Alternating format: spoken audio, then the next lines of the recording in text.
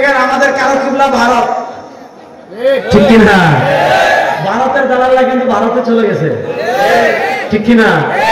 এরা গত 15 বছর আমাদেরকে বলতো আমরা পাকিস্তানি রাজাকার। আমাদের যাদের মাথা টুপি, যাদের মুখে দাড়ি, যাদের পরনে পাঞ্জাবি, তারা আমাদেরকে বলতো পাকিস্তানি রাজাকার। আচ্ছা, আপনারা সাক্ষী দেন, বাংলাদেশের কোন আলেম কখনো পাকিস্তান পালিয়ে গিয়েছেন?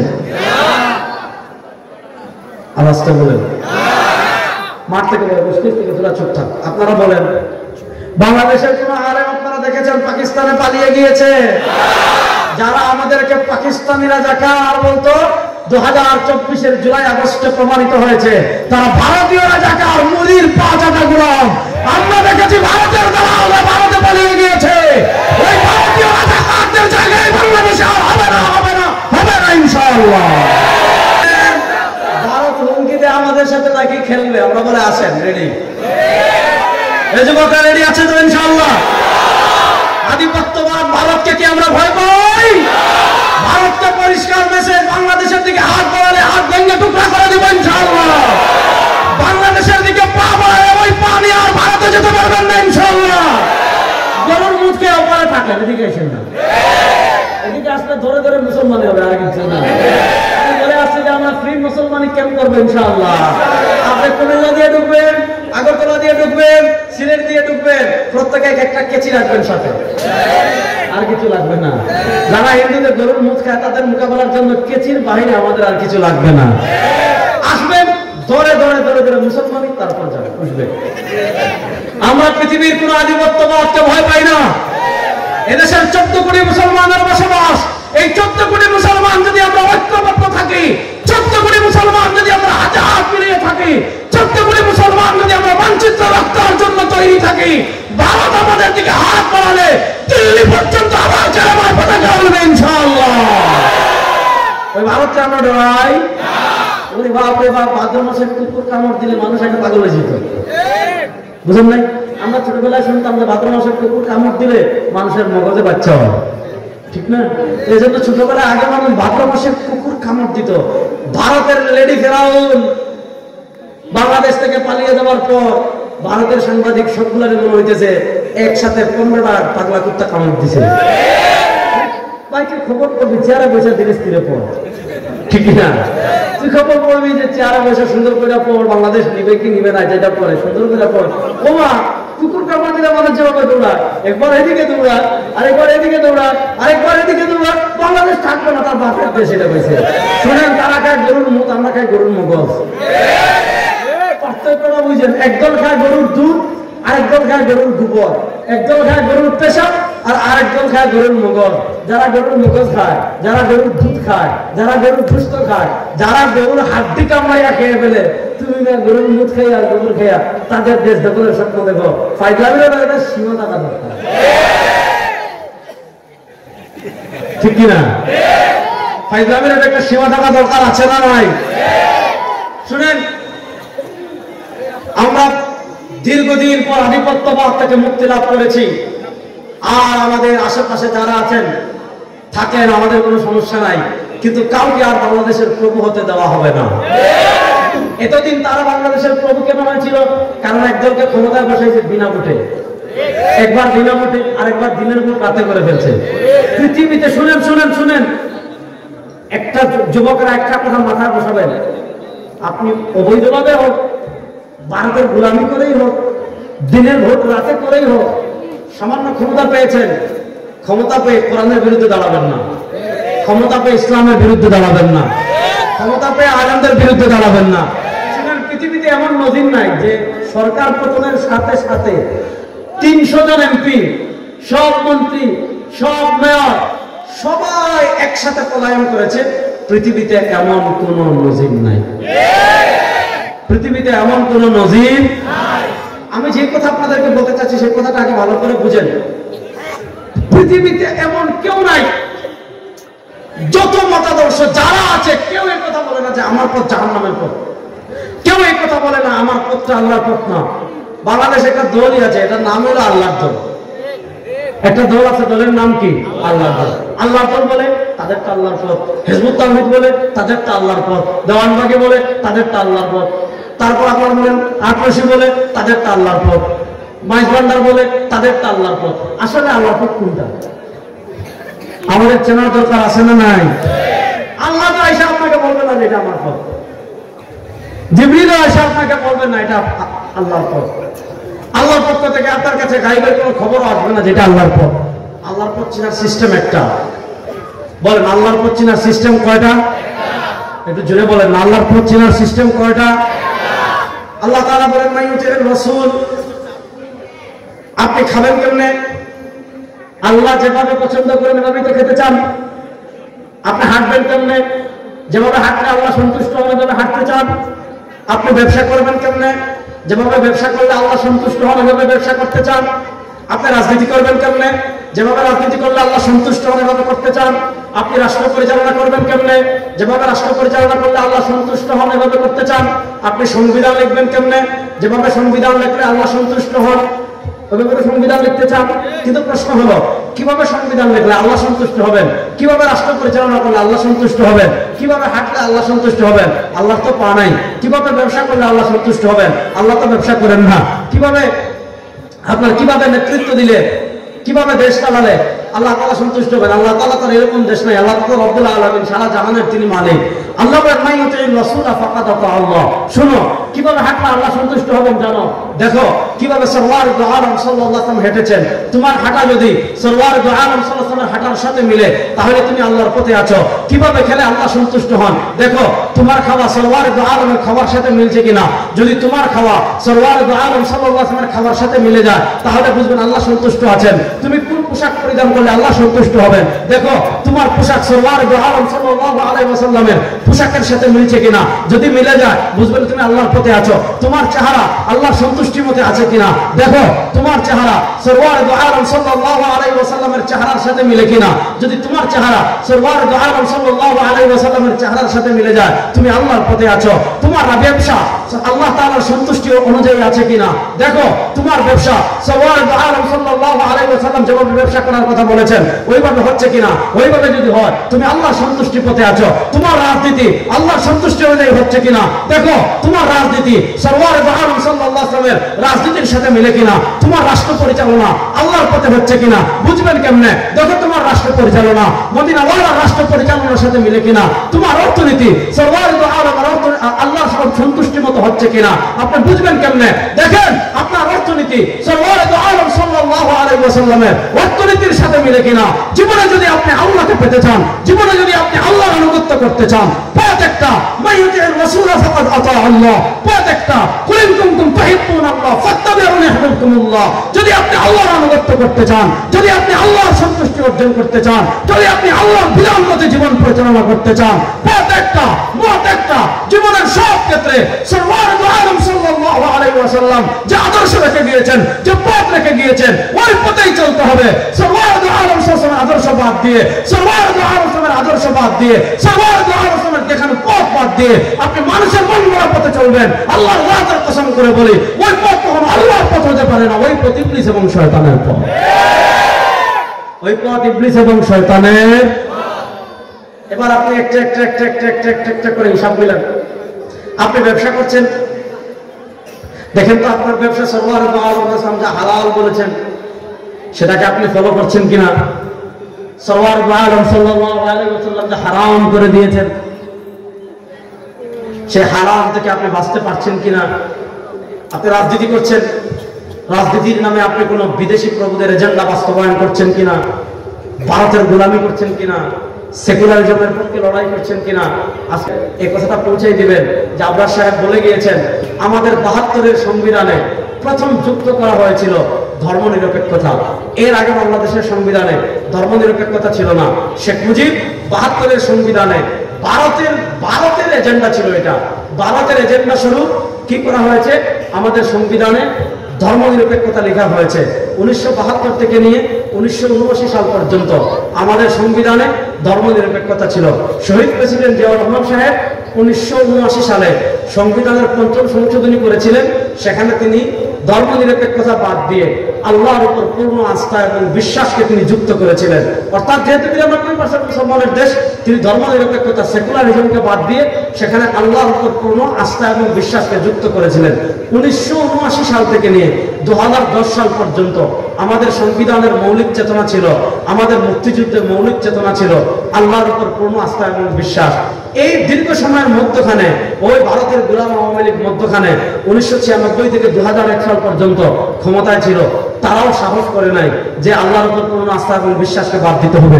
কিন্তু 2008-এ যখন ভারতের মদতপুষ্ট হয়ে তারা ক্ষমতায় এসে তারা সবচেয়ে গর্হিত যে কয়েকটা কাজ করেছে, তার ভিতরে একটা হলো আমাদের সংবিধান থেকে আল্লাহর উপর পূর্ণ আস্থা এবং বিশ্বাসকে বাদ দিয়ে ওই শহীদ প্রেসিডেন্ট জিয়াউর রহমান সাহেব 1979 সালে যুক্ত করেছিলেন।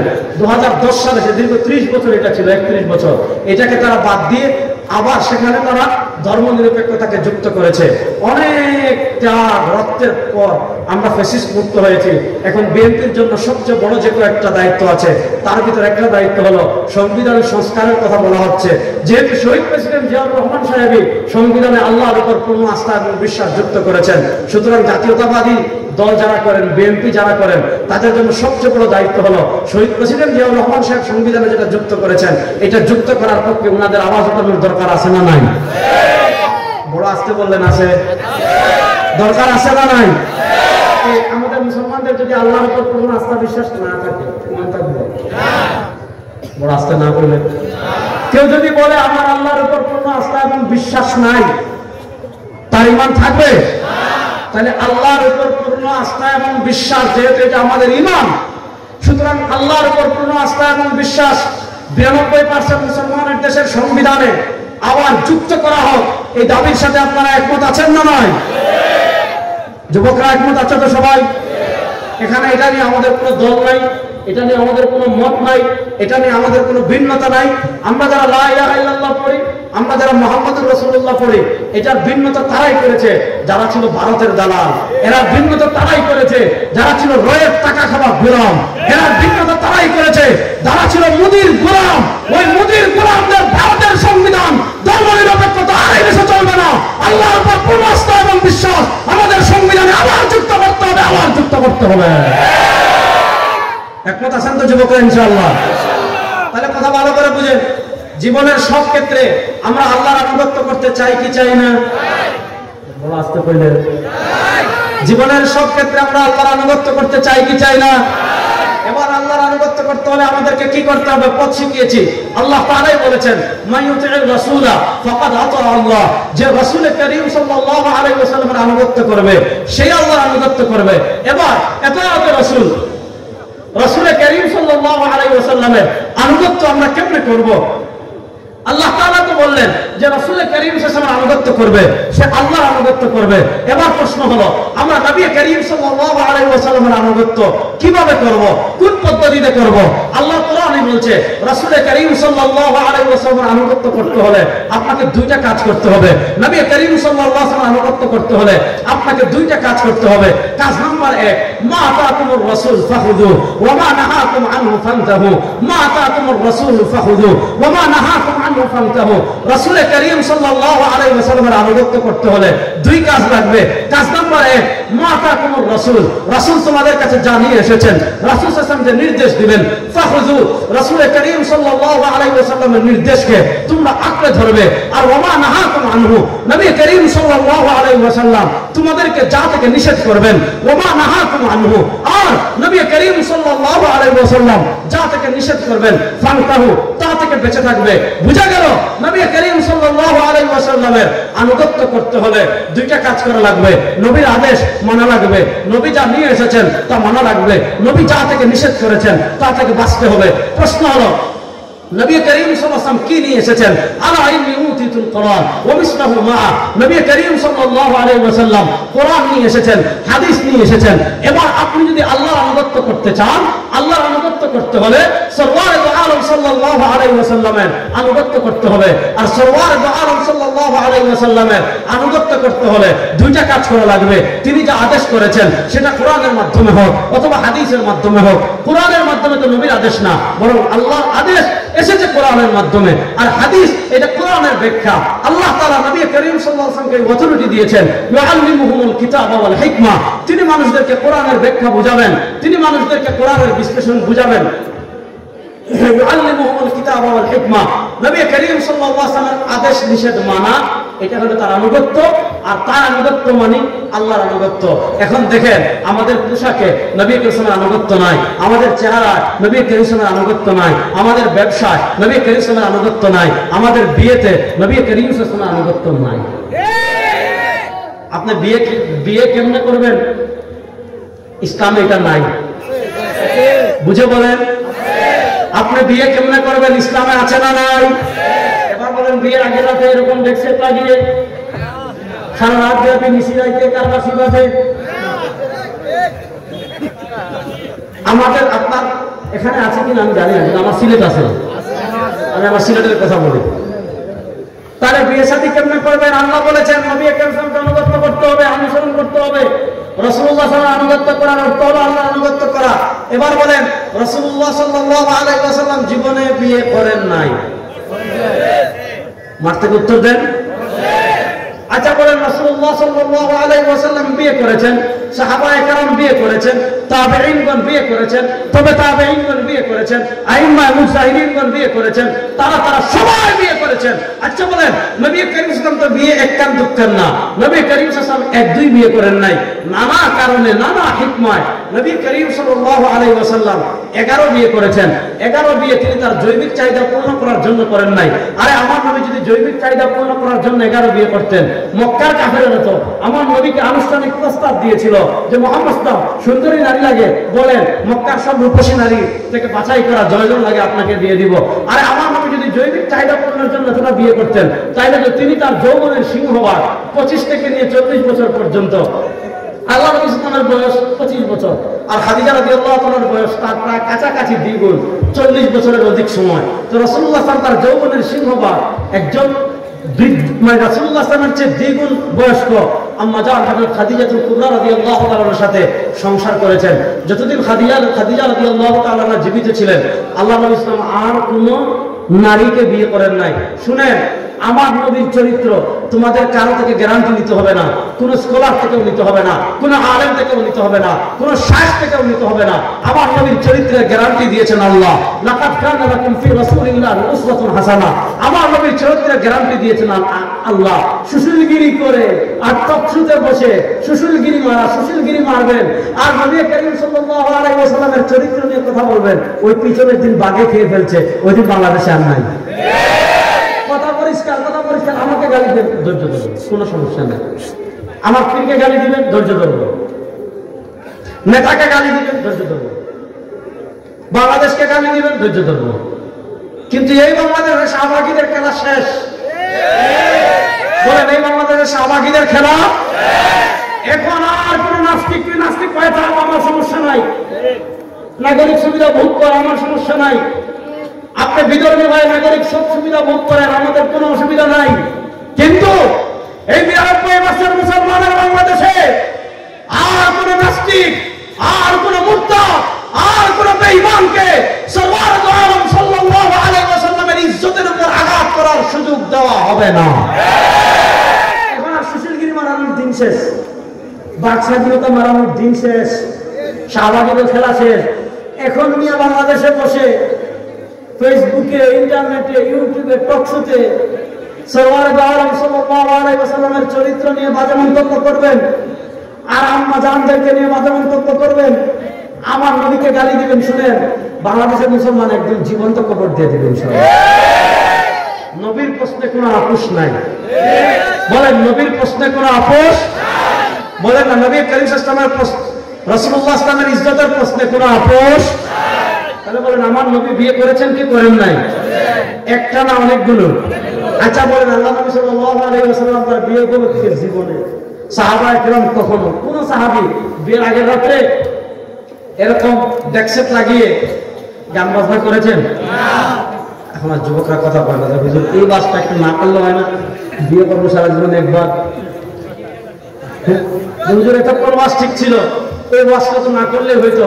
আচ্ছা বলেন, বিয়ের আগের রাতে ডেক সেট লাগিয়ে গান বাজনা করা এটা মুসলমানদের সংস্কৃতি না, এটা আইয়ামে জাহিলিয়াতের কাফেরদের সংস্কৃতি। ইতিহাসের কিতাবে নানা ঘটনা আছে, ঘটনার দিকে আমি যাচ্ছি না। তাহলে বলেন বিয়ের ক্ষেত্রে নবী করিম সাল্লাল্লাহু আলাইহি ওয়াসাল্লাম আদর্শ মানা মানে আল্লাহকে অনুসরণ করা। নবী করিম সাল্লাল্লাহু আলাইহি ওয়াসাল্লাম বিয়ের আগের রাতে ডেক সেট লাগিয়ে গান বাজনা করেন নাই। সুতরাং আমরা বিয়ের আগের রাতে ডেক সেট লাগিয়ে গান বাজনা করব না, গান বাজনা করব।